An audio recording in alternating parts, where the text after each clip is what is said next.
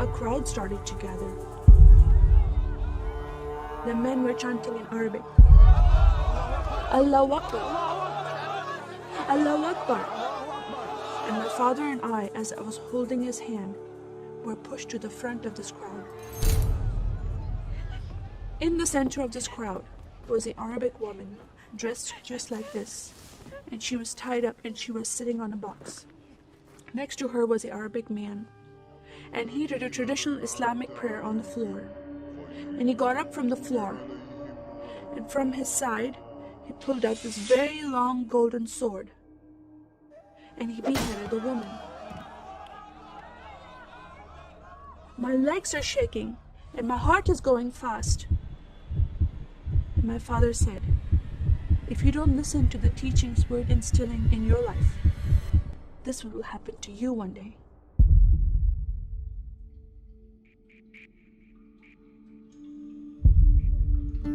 I was born and raised in a small country by the name of Kuwait, a community of 98% Muslim population. 2 of my uncles are imams, and 1 is president of a mosque, where I would hear the call to prayer 5 times a day. As a Muslim, the word Yahudi, which means Jew, was instilled in me as a bad word, as a cuss word. Yahudis should not exist. They should be killed, and I never thought to question why would I hate them. I never met Jewish people in my life. They never did anything to harm my family. I just hated them. Just the word brought hatred in my heart. It's very important to learn the Quran and the Hadith and even memorize it in Arabic. I even entered a competition where you recite a long chapter in front of Islamic leaders and teachers.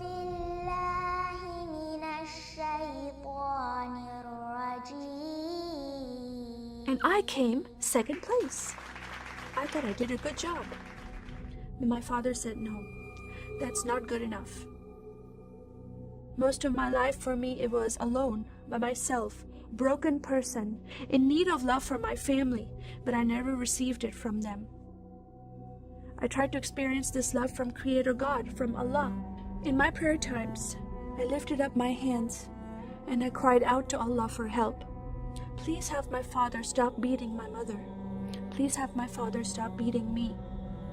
But no help came. God is not a personable God to Muslims. God doesn't say, I love you.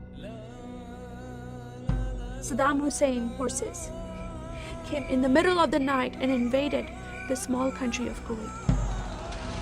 And then they came to my city and they destroyed property and they looted people's home and they stole possessions and they killed the men and they raped the women. Then we were granted asylum status to stay in the US. My grandmother suddenly got very sick. She had a heart attack and she went to the hospital. And 2 days later, she passed away. I was devastated because I lost my best friend. And this lady approached me and asked me if I was okay. And I said, no, Paula, my grandmother died. And I just started to cry again. At that moment, I was hurting so much, only crying helped. And Paula came to me and put her arms around me and she gave me a hug. And then she asked me a question. Would you like to go to church with me?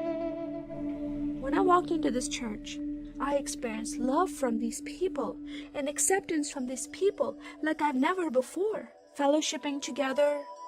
They were men and women together. They didn't have to be separate. No one was judging each other. And they knew I was Muslim. They were so friendly to me themselves, accepting of me and loving of me. And that was really surprising to me. And for the first time in my life, I heard a message from the Bible. He started reading the message about Yeshua. When he walked into the synagogue, he was given a scroll from Prophet Isaiah, and he opened the scroll and he started reading that scripture. That the Spirit of the Sovereign Lord is upon me, because he has anointed me to preach the gospel to the poor. He has sent me to heal the broken heart and to proclaim liberty to the captive and freedom of sight to those who are bound, to proclaim the year of the Lord's favor. First time I heard these words of freedom and healing and liberty. I'm desperate to be freed from bondage. I was held captive in Islam and I wanted to be freed from that. I was blinded with so much hatred in my heart.